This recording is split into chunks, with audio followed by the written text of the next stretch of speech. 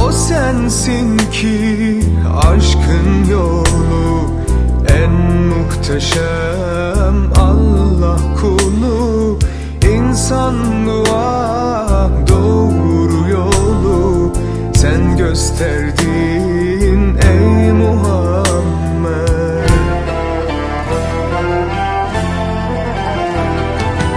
O sensin ki aşkın özü, Yaradan'ın bakan gözü, İnsanlığın en son sözü senin dilinden Muhammed.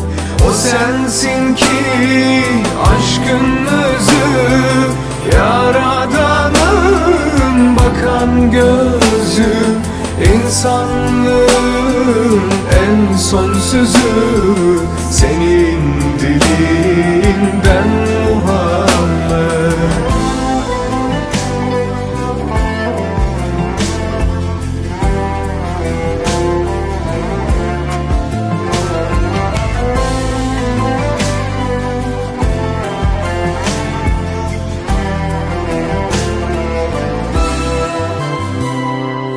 O sensin ki bilinmeyen ama her yerde görünen, uzun yavaş hep gidilen senin yolundur Muhammed.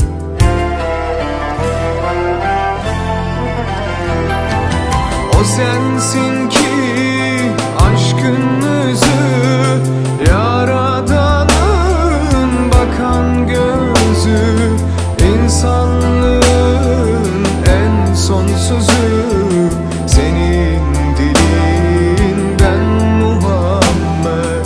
O sensin ki aşkın özü, Yaradan'ın bakan gözü, İnsanlığın en son sözü senin dilinden Muhammed.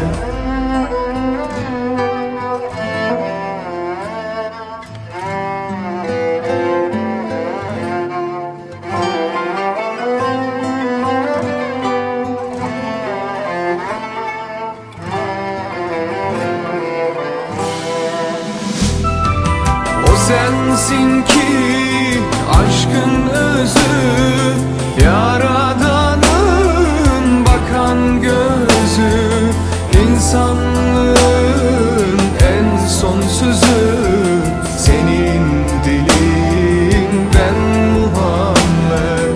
O sensin ki aşkın özü,